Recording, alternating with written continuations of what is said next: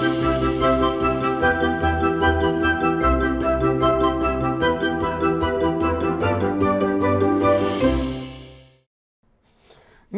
आभार, अभिनंदन, स्वागत आप सभी का। हेलो मनी 9, मेरा सवाल है मैं हूं विपुल सिंह।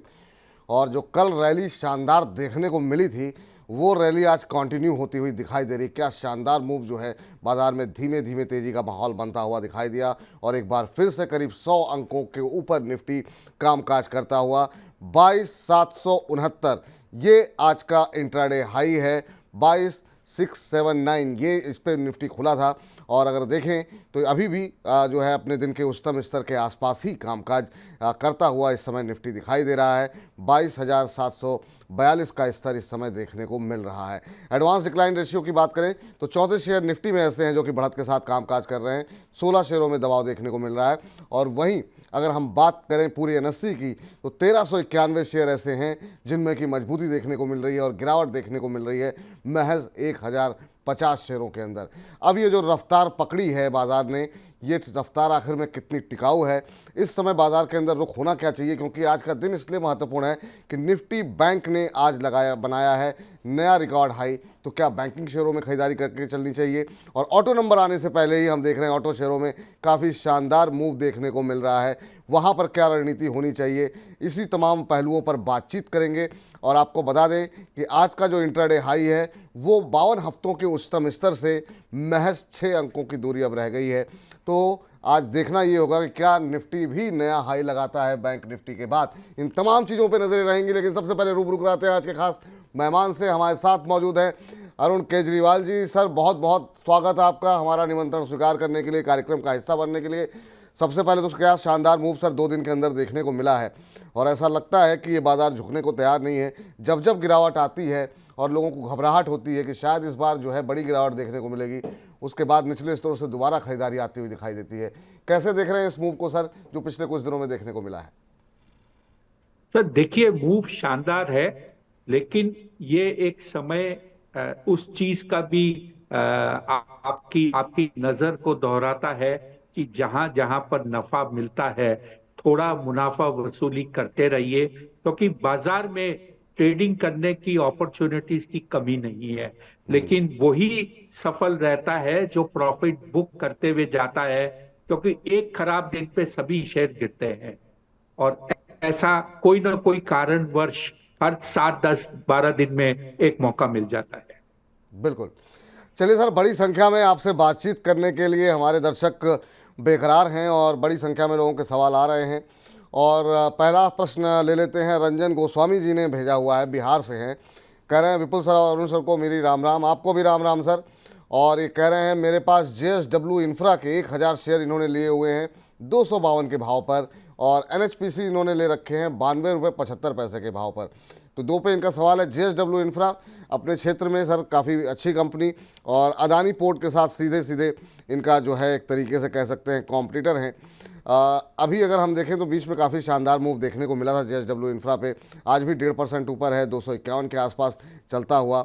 बहुत पुरानी लिस्टिंग नहीं है सर। क्या सलाह रहेगी आपकी अब JSW इंफ्रा को लेकर के?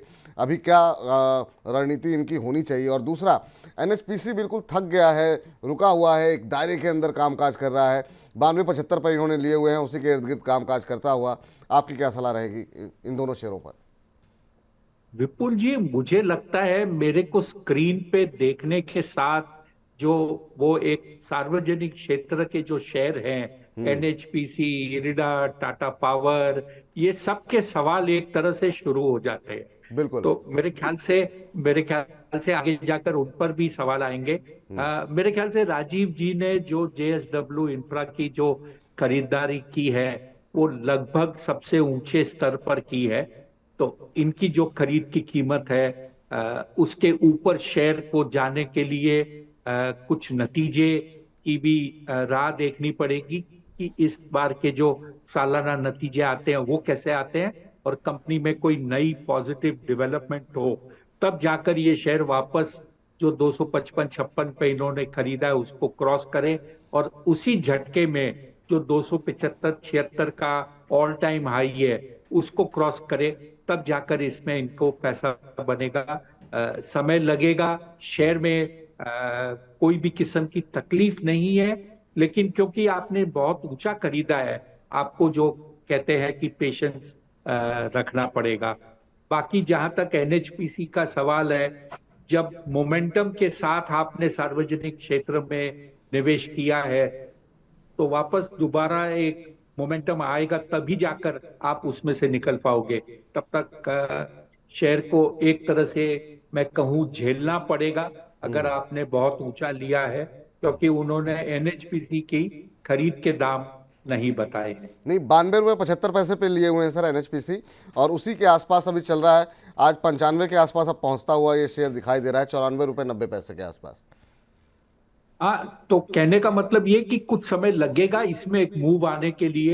ये जी भी एक तरह से हर्ड मूव आता है कि जब सभी पावर क्षेत्र के शेयर या सभी सार्वजनिक क्षेत्र के शेयर एक साथ चले।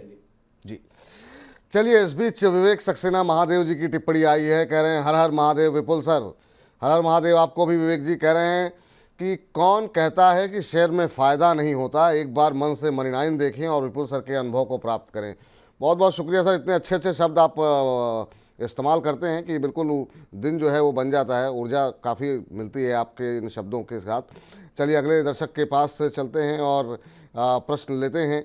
और अगला प्रश्न जो हमें भेजा गया है वो भेजा गया है बैंक ऑफ इंडिया को लेकर के। रविकांत साहू जी ने भेजा है, ये छत्तीसगढ़ से बोल रहे हैं, अंबिकापुर से। कह रहे हैं जय श्री राम विपुल सर। जय श्री राम सर आपको भी। बैंक ऑफ इंडिया के 200 शेयर इन्होंने लिए हुए हैं, 112 रुपये 80 पैसे की इनकी खरीद है। अब ये जानना चाह रहे हैं कि यहाँ पर भविष्य कैसा दिखाई दे रहा है। अगर बैंक ऑफ इंडिया की बात करें तो अभी जो भाव देखने को मिल रहा है उसकी अगर हम बात करें तो यहाँ पर अभी मौजूदा भाव देखने को मिल रहा है 156 रुपये के आसपास, और इन्होंने ख़रीदा हुआ है सर 112 पे, तो प्रॉफिट में है। और जानना ये चाह रहे हैं कि कब तक होल्ड करना चाहिए, क्या सलाह रहेगी। बैंक ऑफ इंडिया अच्छे प्रॉफिट में है सर। विपुल जी, चार्ट का के हिसाब से देखें तो एक राइजिंग ट्रेंड लाइन पर शेयर चल रहा है, और जब तक ये ट्रेंड लाइन टूटता नहीं है तो ये इन्हें निवेशित रहना चाहिए। मेरे ख्याल से एक ट्रेलिंग स्टॉप लॉस लगाकर अगर ये चले तो इनका जो मुनाफा है वो सुरक्षित रहेगा।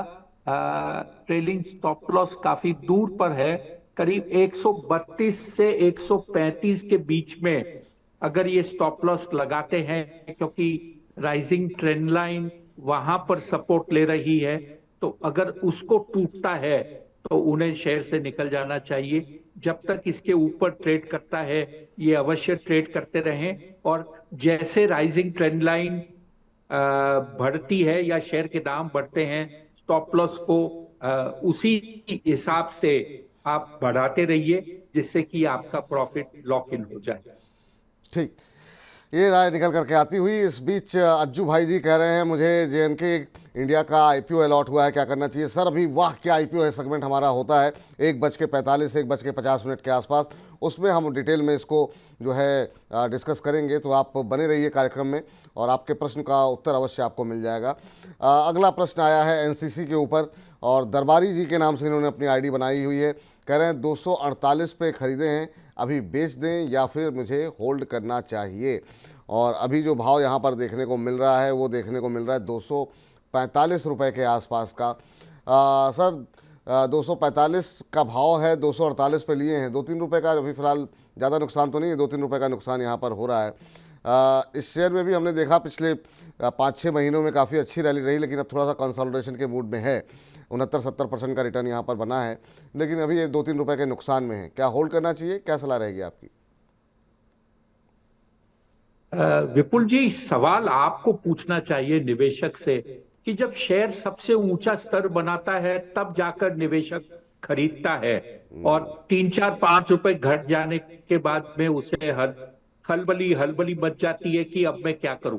भाई, नए स्तर पे, उच्चतम स्तर पे आप निवेश कर क्यों रहे हो शेयर में, इसका भी तो कभी जवाब दो। बिल्कुल। ये शेयर जो है लगातार 6 महीने से बढ़ रहा है, और जब ये न्यू 52 वीक हाई बनाता है तो आपने जाकर निवेश किया, तो खतरे से खाली नहीं है। इस तरीके से जोखिम करने को अगर आप शेयर के पीछे लगकर चेस करते हो तो मेरे ख्याल से ये एक गलत रणनीति है कि आप नए स्तर पर शेयर में निवेश करें और जी उसके बाद में आपके पास में एक तरह का स्टॉप लॉस या कोई आप उसमें रखते नहीं हो। अगर आप मान लीजिए ऊंचे स्तर पर लेते हो, एक स्टॉप लॉस रखिए, क्योंकि आपने कुछ न कुछ सोच समझकर वो शेयर में निवेश किया है। बिल्कुल। चलिए इस फिलहाल बीच। जहां तक ये सवाल है, जी। इसने सपोर्ट किया है अपने एवरेजेस पे। अगर यहाँ से 5-7 रुपए घटता है तो मूव नेगेटिव हो जाएगा, तब निकलिएगा, अदरवाइज आप इसमें निवेशित रहिए। ठीक। कई सारे सवाल सर अदानी पावर को लेकर के आए हैं, तो किसी का नाम लेना ठीक नहीं, आप अलग अलग प्रश्नों के उत्तर के माध्यम से अच्छा है कि हम अदानी पर एक डिस्कशन कर लेते हैं। करीब 3% के आसपास की तेजी है। आज नतीजे भी शायद इसके आने वाले हैं। 612 613 का भाव इस समय देखने को मिल रहा है। क्या कुछ सलाह रहेगी आपकी अदानी पावर को लेकर के? अभी 612 के आसपास का स्तर देखने को मिल रहा है। गर्मियों के सीज़न में बाकी पावर कंपनियों से कंपैरिजन करें अगर इसका, जैसे टाटा पावर है या बाकी जो सरकारी पीएसयूज पावर कंपनियां हैं, उसके मुकाबले इसे आप कैसे देख रहे हैं?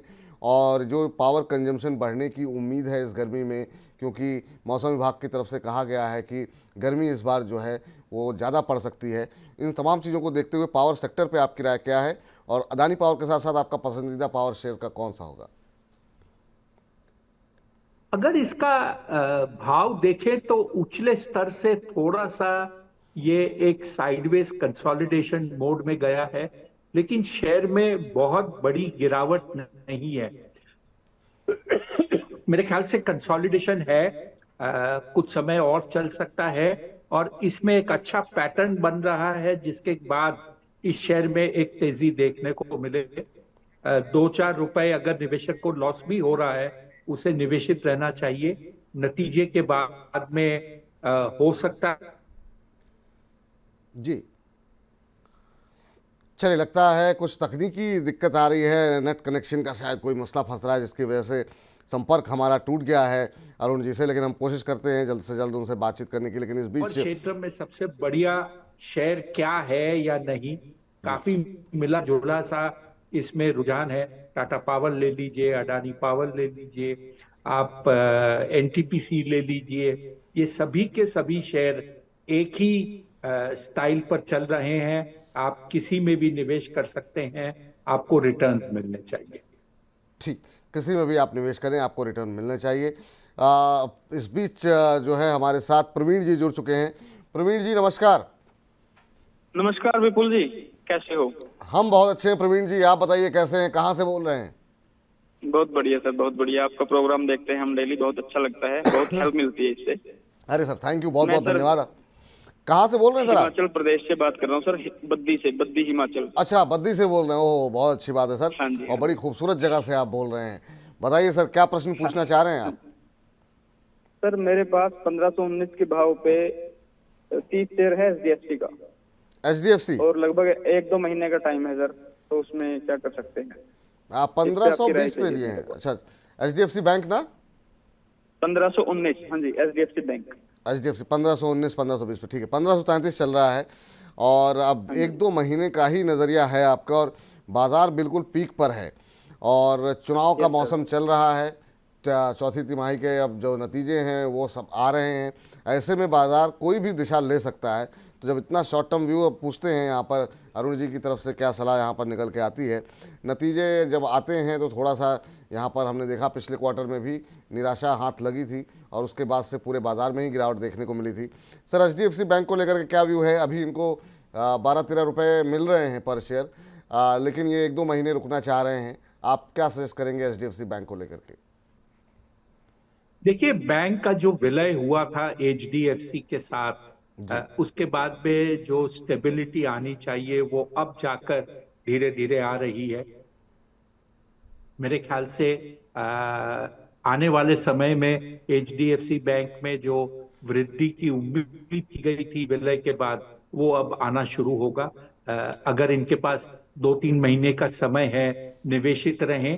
बैंकिंग क्षेत्र के जो दिग्गज कंपनियां हैं, उनके जो प्रदर्शन आए हैं, चाहे वो एक्सिस बैंक हो या आईसीआईसीआई बैंक हो, सबके नतीजे अच्छे आए हैं। और निफ्टी में बीएफ BFSI स्पेस की जो बात करें तो 42% उसमें वेटेज है।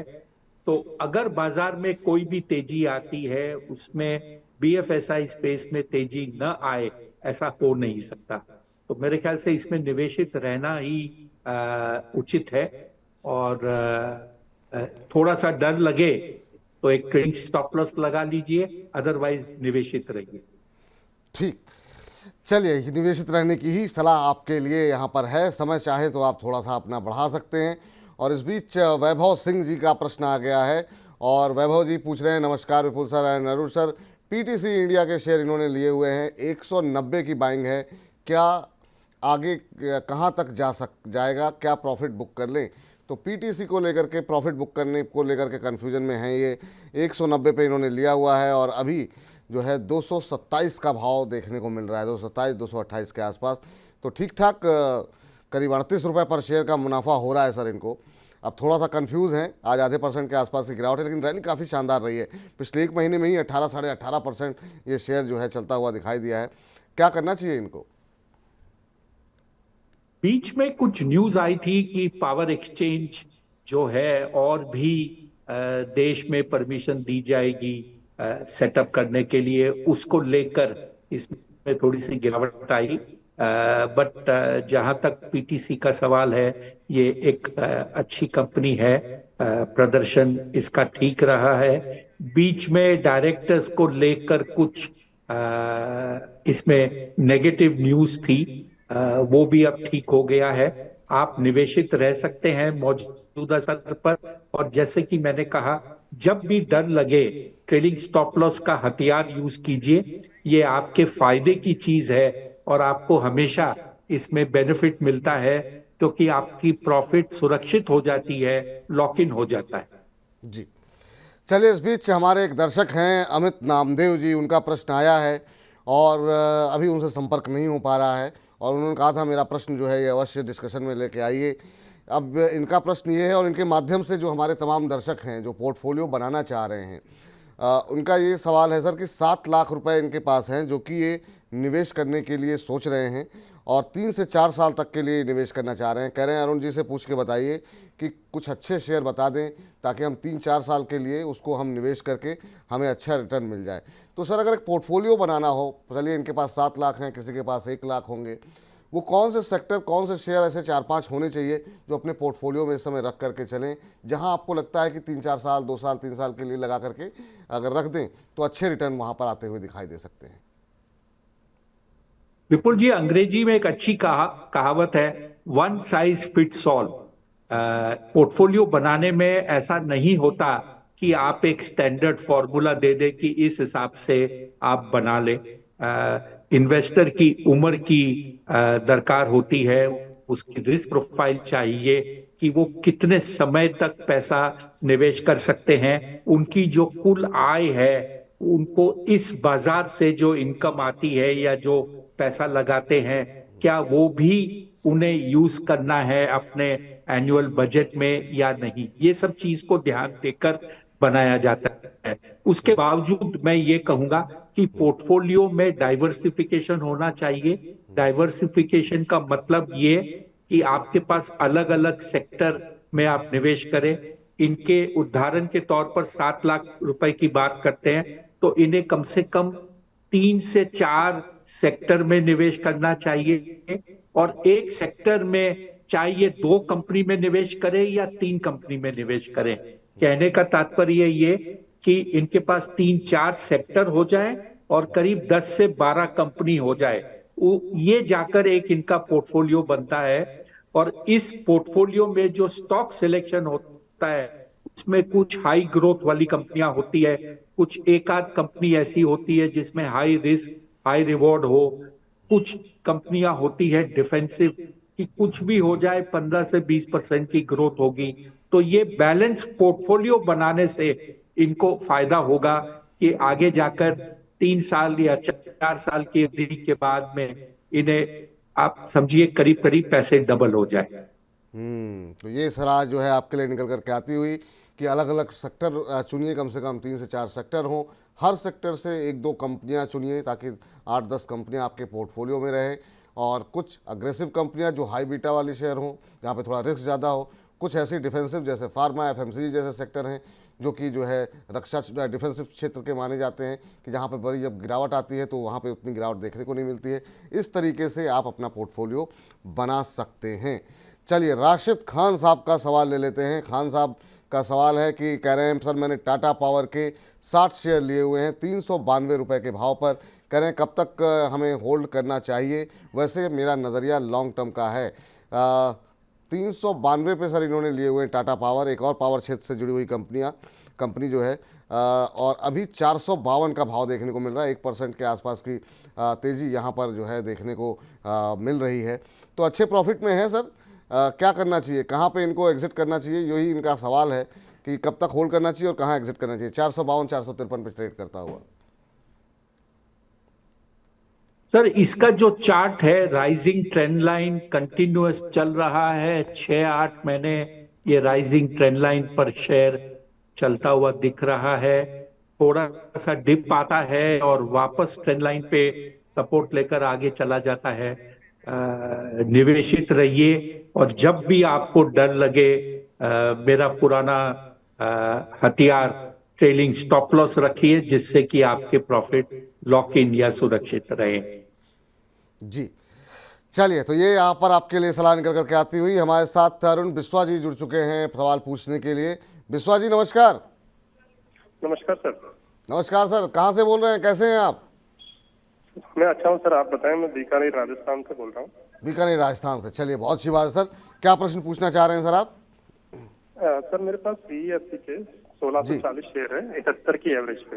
71 के एवरेज पे? अभी 3-4 साल का और लॉन्ग टर्म व्यू है मेरा, तो इसको रखना चाहते हैं। मतलब क्या अभी प्रॉफिट बुक करें या इसको रखें और लंबे टाइम तक? चलिए, पैसे तो आपके डबल हो गए हैं वैसे, और अच्छे। और इसके अलावा मैं पटेल इंजीनियरिंग में अभी नई एंट्री करना चाहता हूँ। शॉर्ट टर्म का व्यू है 3-4 मंथ का, तो इसके बारे में सर बताएं। चलिए ठीक है, पहले जरा CSC में बात कर लेते हैं।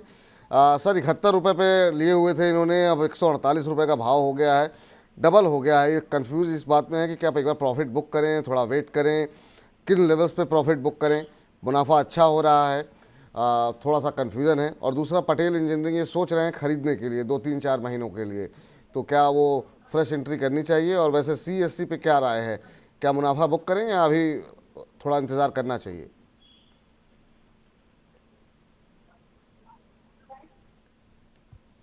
एक मिनट। CSC में चार्ट में कहीं भी कोई नेगेटिविटी नहीं है, तो ये अगर इसमें निवेशित रहते हैं तो कोई भी किस्म की घबराहट नहीं है। जहां तक पटेल इंजीनियरिंग का सवाल है, कंपनी का प्रदर्शन अच्छा रहा है। राइट्स इशू जब इसने जुटाई थी उसके बाद में कंपनी में काफी अच्छा खासा मूव भी आया था और उसने शेयर धारकों को एक अच्छा रिटर्न दिया है। अगर अभी मौजूदा स्तर अगर आप देखें पटेल इंजीनियरिंग का, तो एक अच्छी खासी रैली के बाद में एक शार्प करेक्शन के बाद भी शेयर में एक अपवर्ड ट्रेंड शुरू हुआ है।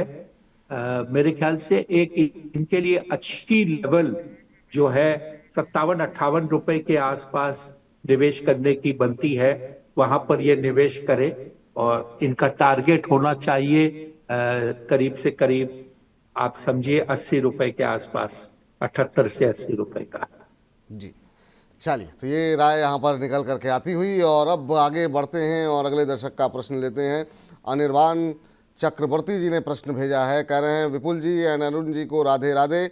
अरुण सर मेरे फेवरेट हैं और मेरा सवाल प्लीज़ ले लीजिए। बिल्कुल आपका सवाल लिया जा रहा है सर। और कह रहे हैं NMDC के 300 शेयर लिए हुए हैं 225 के भाव पर, 6 महीने से 1 साल माफ़ कीजिएगा 1 साल तक का इनका व्यू है। कह रहे हैं प्रॉफिट कहाँ बुक किया जाए, तो अच्छे मुनाफे में हैं सर ये भी। और अभी जो है मेटल पैक के अंदर हमने देखा एक बार फिर से माहौल थोड़ा सा सकारात्मक बनता हुआ दिखाई दिया है। NMDC पे सर अभी 257 का भाव देखने को मिल रहा है, और इन्होंने जो लिया हुआ है वो 225 के भाव पर लिया हुआ है। 1 साल होल्ड कर सकते हैं, तो क्या अभी ये जो मोमेंटम बना हुआ है इसमें बने रहना चाहिए? एक महीने के अंदर 21% का रिटर्न यहाँ पर इस शेयर में बना हुआ है। 6 महीने में करीब 67% का रिटर्न यहाँ पर आता हुआ दिखाई दिया है और पिछले एक साल में 134% का रिटर्न यहाँ पर आया है। क्या सलाह रहेगी सर आपकी? सर, एनएमडीसी एक माइनिंग कंपनी है, आयरन ओर की माइनिंग करती है और आयरन ओर बेचती है डोमेस्टिक मार्केट और इंटरनेशनल मार्केट। आयरन ओर के जो दाम है या कीमत है ये अंतर्राष्ट्रीय बाजार को लेकर चलते हैं। जैसे स्टील की दाम में वृद्धि होती है, आयरन ओर के दाम में भी वृद्धि होती है। इसका एक्सपोर्ट का रियलाइजेशन के ऊपर सेल है। वैसे ये इसका जो उत्पादन है वो भारतवर्ष में ही बिक जाता है, बट जब इसको इंटरनेशनल मार्केट में प्राइसेस अच्छे मिलते हैं तब वो बाहर जाकर बेचता है। मेरे ख्याल से इस भाव पर ये निवेशित रह सकते हैं। कंपनी हाई पिच रही है, निवेशित रहिए। जैसे जैसे बाजार बढ़ेगा आपके प्रॉफिट बढ़ेंगे और जब भी आपको डर लगने लगे स्टॉप लॉस यूज कीजिए। चाहिए मेरे को इसको आप मेरा तकिया कलाम कहिए, बट इन्वेस्टर के लिए सबसे इफेक्टिव टूल जो बोलते हैं हेज करने के लिए वो ट्रेलिंग स्टॉप लॉस होता है। जी, इस बीच यहाँ पर खबर भी है, वो अपने दर्शकों को बता देते हैं कि कंपनी ने जो है लंप ओर की कीमतों को जो है वो 400 रुपये पर टन के हिसाब से बढ़ाया है और अब ये कीमत बढ़ करके जो है 6,200 रुपये पर टन हो गई है। वहीं फाइन सोर की कीमतें भी 200 रुपये पर टन बढ़ाई गई हैं और अब इसकी कीमत हो गई है 5,260 रुपये पर टन। इसी वजह से आज थोड़ा सा सकारात्मक रुख यहाँ पर बनता हुआ दिखाई दे रहा है। एक कंपनी और है, इसको हम बजिंग में भी डिस्कस करेंगे, लेकिन कुछ 2-3 सवाल आ चुके हैं इस पर और आज काफ़ी मोमेंटम में है। पहले तो आपसे ये जानना चाहेंगे सर कि आप किस आधार पर जो है शेयरों को चुनते हैं, क्योंकि जना स्मॉल फाइनेंस को मुझे याद है अभी ज़्यादा समय नहीं हुआ आपने इसी मंच पर जो है चुन चुन के सेगमेंट में रिकमेंड किया था। इसके नतीजे आए और क्या नतीजे आए? 297% कंपनी का जो है वो मुनाफा बढ़ गया। और आप कैसे चुनते हैं सर? क्या मतलब ये अंदाज़ा रहता है कि कंपनी के नतीजे ऐसे रह सकते हैं? चार्ट्स देखते हैं, फंडामेंटल्स देखते हैं, कौन से वो पैरामीटर होते हैं जिसपे कि आप ये अब आज 20% ऊपर है जना स्मॉल फाइनेंस बैंक? तमाम दर्शकों की क्वेरी आ रही है, तो हम चाहेंगे ज़रा थोड़ा सा अपना थॉट प्रोसेस हमसे थोड़ा डिस्कस कीजिए ताकि हमारे दर्शकों को समझने में मदद मिलेगी। बहुत अच्छा सवाल पूछा आपने विपुल जी, और मैं दर्शकों के साथ ये शेयर करना चाहता हूँ कि मैं एक फंडामेंटल एनालिस्ट हूँ जो स्टॉक्स, उसके फंडामेंटल, उनका जो बिजनेस मॉडल है उसको देखकर मैं चुनता हूँ। जब मैं ट्रेडिंग कॉल देता हूँ तो उसमें थोड़ा सा टेक्निकल यूज करता हूँ एंट्री लेवल, एग्जिट लेवल के लिए। लेकिन अगर कंपनी अच्छी नहीं है तो उसकी एंट्री लेवल या एग्जिट लेवल से क्या मतलब होता है। दूसरा, नतीजे क्या आएंगे नहीं आएंगे, इसे इनसाइडर ट्रेडिंग कहते हैं। उसमें मैं न तो मुझे कोई दिलचस्पी है न मैं कोई रुचि रखता हूं और उसके ऊपर ध्यान नहीं है। जहां तक जना स्मॉल फाइनेंस बैंक का सवाल है, ये हाल ही में लिस्टेड कंपनी हुई थी। मेरे ख्याल से मुश्किल से 2-2.5 महीने पहले ये लिस्ट हुई थी और लिस्ट होने के बाद लिस्टिंग डे पर ये 360 तक गिर चुका था जब इसकी इशू प्राइस 419 रुपए थी। मेरे ख्याल से कुछ पैनिक कुछ लोगों ने, जिनको शेयर मिल रहा उन्होंने किया, वो एक अनरियलिस्टिक भाव था। उसके बाद में एक प्रदर्शन कंपनी का धीरे धीरे आया, यहां तक कि कल ये शेयर 490 में मिल रहा था जबकि शाम को इसने रिजल्ट दिया है। जो ये नतीजे आए हैं इसमें एक वन ऑफ इवेंट भी है। करीब 17 करोड़ का नफा कंपनी को प्रीवियस ईयर के टैक्स प्रोविजन के राइट बैक करने से मिला है, जो अगले बार या अगले वाले तिमाही में नहीं आएगा। इसको माइनस कर दीजिए, ये रेगुलर इनकम नहीं है, लेकिन एक अच्छा प्रदर्शन और उसको मार्केट ने रिस्पेक्ट किया है। क्या इस भाव में अब मेरी हिम्मत होगी शेयर को लेने की या नहीं? मैं इतना कह सकता हूं कि मुझे जो रिटर्न मिल चुका है मैं उससे संतुष्ट हूं। प्रॉफिट बुक कर लेना चाहिए निवेशकों को जिन्होंने मेरे कॉल पर इसमें पैसा लगाया था। पैसा जो आपके पास आता है उसको लगाने के लिए और कई शेयर ढूंढेंगे, बट अब इसमें रिस्क रिवॉर्ड आपके फेवर में नहीं होता। फिर बहुत अच्छी बात सर। तो जिन लोगों ने भी अरुण जी के कहने पर निवेश किया है उन सबके लिए अब मुनाफा वसूलने का वक्त जो है आ चुका है, नतीजे आ चुके हैं, खबर आ चुकी है, शेयर चल चुका है, तो एक बार चाहें तो मुनाफा वसूल लें। पूजा सिंह जी का सवाल आया, कह रही हैं कि हाय विपुल जी, आपकी आवाज़ बहुत दमदार है। बहुत बहुत शुक्रिया, धन्यवाद पूजा जी कि आपको आवाज़ अच्छी लग रही है। और कह रहे हैं रिन्यूएबल एनर्जी में इन्वेस्ट करने का मन है, कौन सा शेयर बेस्ट रहेगा 1 से 2 साल के लिए। कह रही हैं सर आप मेरा सवाल नहीं ले रहे हैं। ले लिया मैम, आपका ही सवाल ले लिया। और रिन्यूएबल एनर्जी ये एक पूरे ओवरऑल पावर को लेकर के लोगों के मन में बड़ी क्यूरियोसिटी है। पावर, रेलवे, पीएसयू, ये 2-3 थीम ऐसी रही सर जिसने कि पिछले 5-6 महीने में लोगों को काफ़ी पैसे बना करके दिए हैं। रिन्यूएबल एनर्जी पे लगातार प्रधानमंत्री की तरफ से बात हो रही है और इस पर काफ़ी कामकाज भी हो रहा है। आपके पसंदीदा शेयर कौन होंगे रिन्यूएबल एनर्जी के अंदर जहां आपको संभावनाएं दिखाई दे रही हैं? सर आपने ये सवाल पूछकर जिसे बोलते हैं ना, मुझे बोल्ड कर दिया। एसएमई में जो शेयर आते हैं वो पहले दिन डबल, हफ्ते भर में 3 गुना और महीने भर में 5 गुना हो जाते हैं। किसी को ऐसे शेयर का नाम ले लो और 2 दिन अगर नीचे की सर्किट लग जाए तो जो बोलते हैं ना खलबली मच जाती है। तो एसएमई का शेयर आप शो पे जिक्र नहीं कर सकते। अगर मेन बोर्ड की बात करें तो शेयर में, उसी क्षेत्र के शेयर में कोई एक्टिविटी नहीं होती। उदाहरण के तौर पर अगर आप देखें स्टर्लिंग विल्सन 30-40% घटता है, बढ़ता है और शेयर फिर 15-20% घट जाता है। तो ये एक बड़ा दुर्भाग्य है बाजार का कि दोनों एक्सचेंज के बीच में इतना बड़ा डिफरेंस है कि सही जवाब नहीं दे पाते आप कि कहां पर निवेश करना चाहिए या कहां पर नहीं करना चाहिए। मेरे ख्याल से अगले शो तक इंतजार करना पड़ेगा। मैं इस पे अवश्य होमवर्क करके रिन्यूएबल एनर्जी में लार्ज कैप तो नहीं बट मेन बोर्ड की किस कंपनी में निवेश किया जा सकता है, ये मैं आपको अवश्य खोज कर अगली बार जरूर बताऊंगा। चलिए सर, बिल्कुल। तो पूजा जी थोड़ा इंतज़ार कीजिए और सर और अच्छी रिसर्च करके आपको जो है रिकमेंड करना चाह रहे हैं ताकि पूरी क्लैरिटी आपको रहे कि आप अच्छे मुनाफे में रहें, अच्छे रिटर्न आपको मिलते हुए दिखाई दें।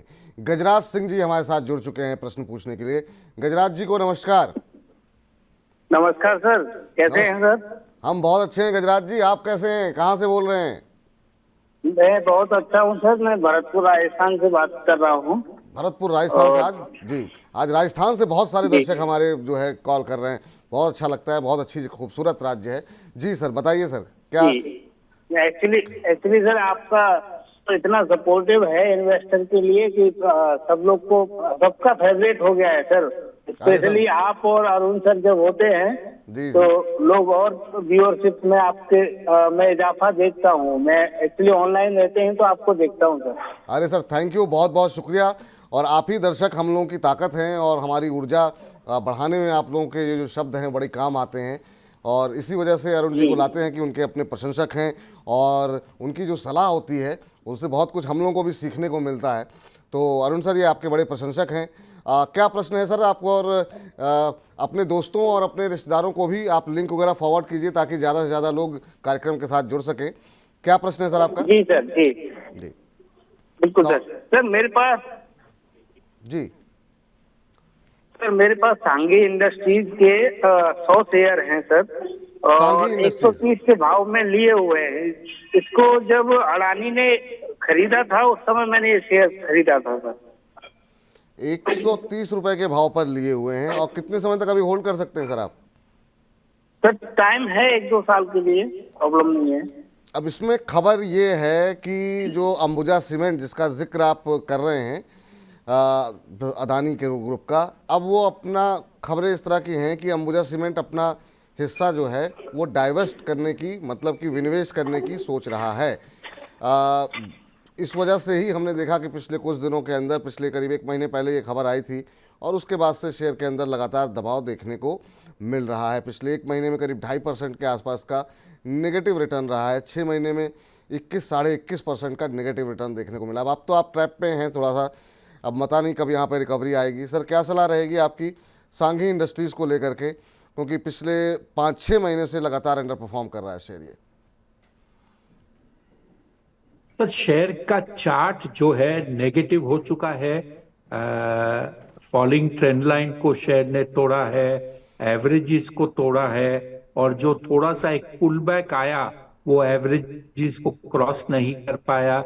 मेरे ख्याल से इन्होंने जो भी न्यूज पर ये शेयर लिया था, इन्हें एक स्टॉप लॉस रखना चाहिए था वो खरीदने के बाद में, जो इन्होंने रखा नहीं है। अब इसमें कोई भी रैली आती है उसमें इनको इस शेयर से निकल जाना चाहिए। ठीक, तो कोई भी मौका मिले सर निकलने का तो निकल जाइए, ये आपके लिए फ़िलहाल सलाह निकल करके आ रही है। और इस बीच जो है रघुनाथ दास जी का सवाल ले लेते हैं। कह रहे हैं विपुल जी नमस्कार। नमस्कार आपको भी रघुनाथ जी। कह रहे हैं कि मैं big fan of money 9। Thank you sir, ऐसे ही आप मनी 9 को देखते रहिए। कह रहे हैं आरईसी के सवाल इन्होंने लिया हुआ है, 100 शेयर इन्होंने लिए हुए हैं आरईसी के, और 424 रुपये के भाव पर इन्होंने ये शेयर लिए हुए हैं।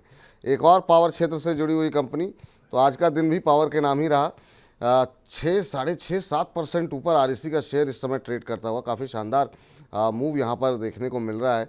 अब ये नहीं पता कि अच्छा आज नतीजे भी हैं कंपनी के, अब ये नहीं पता कि आ गए हैं कि नहीं, लेकिन आज नतीजे आने हैं, इसी वजह से एक अच्छे खासे मोमेंटम में जो है यहाँ पर दिखाई दे रहा है। सर 494-495 के आसपास ये शेयर ट्रेड करता हुआ, अभी नतीजे भी आने वाले होंगे थोड़ी देर में। 424 पे इन्होंने लिया हुआ है, तो ठीक ठाक मुनाफा इनको मिल रहा है यहाँ पर। क्या नतीजों देखने के बाद निकल जाएं या फिर क्या स्ट्रेटजी रहेगी आपकी? देखिए, आरईसी का जो धंधा है ये पावर क्षेत्र को फाइनेंसिंग का धंधा करता है। ये एक बैंक है एक तरह से, सीमित दायरे में अगर आप बात करना चाहें। बैंकिंग शेयरों के नतीजे सब अच्छे आए हैं। रिन्यूएबल एनर्जी पे फोकस है, ये रिन्यूएबल एनर्जी को भी लोन देती है। ये सब देखते हुए इसके नतीजे अच्छे आएंगे, ये उम्मीद जताई जा सकती है। नतीजे के बाद शेयर के दाम में वृद्धि होगी, ये भी तय है। आपको नतीजों के बाद निकलना है, ये आपका कॉल रहेगा। आपको एक मूवमेंट कल अवश्य मिलेगा।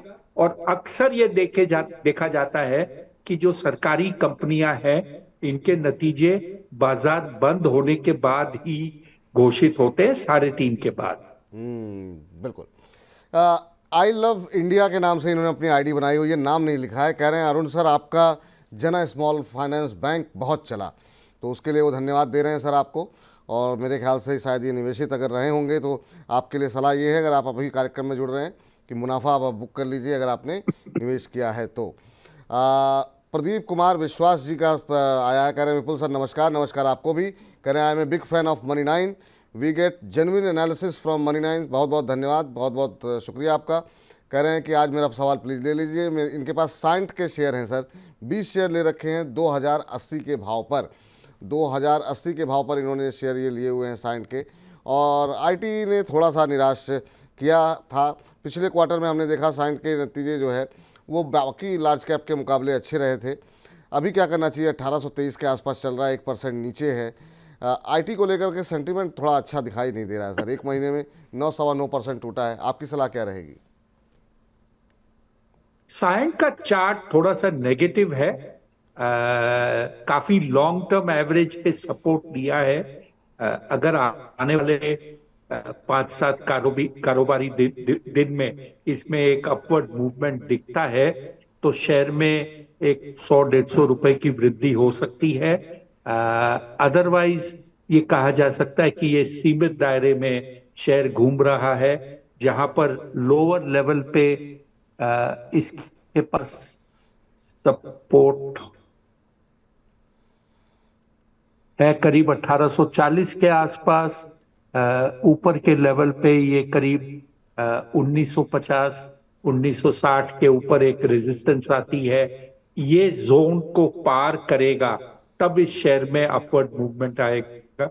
रिजल्ट आने का समय भी आ रहा है, हो सकता है रिजल्ट के बाद इसमें वो अपवर्ड मूवमेंट देखने को मिले, लेकिन फिलहाल ये कहा जा सकता है कि शेयर दबाव में है। जी, चलिए इस बीच सर एक और रिकमेंडेशंस आपकी थी जिसमें काफ़ी अच्छा मोमेंटम पिछले कुछ दिनों में बनता हुआ दिखाई दिया है, और वो है जुपिटर वैगन को लेकर के। इस पर भी काफ़ी सारे सवाल आए और आपके कार्यक्रम के दौरान भी आए थे, और हम देख रहे हैं कि एक बार शायद आपने 250 के आसपास शायद रिकमेंडेशन थी, टारगेट मुझे याद नहीं आपने क्या दिया था, लेकिन अब 415 के आसपास आ चुका है। क्या ये दायरा ये तोड़ेगा, और आगे क्या कुछ यहाँ पर टारगेट निकल के आ रहे हैं? एक दो सवाल आए हैं इसको लेकर के, तो मुझे याद आ गई कि आपकी भी रिकमेंडेशंस थी, तो अभी क्या करना चाहिए 415 के आसपास जुपिटर वैगन के अंदर?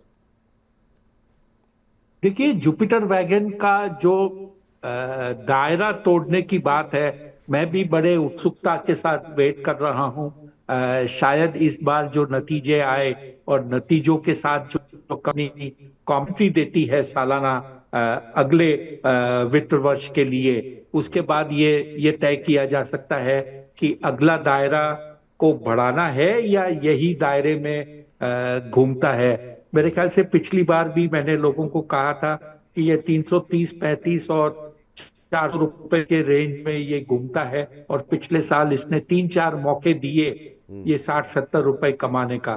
तो मेरे ख्याल से मैं भी निवेशकों की तरह उतना ही उत्सुकता से वेट कर रहा हूं कि रिजल्ट आए और ये कमेंट्री से जाहिर हो कि नई रेंज में जाएगा या यहीं घूमता रहेगा।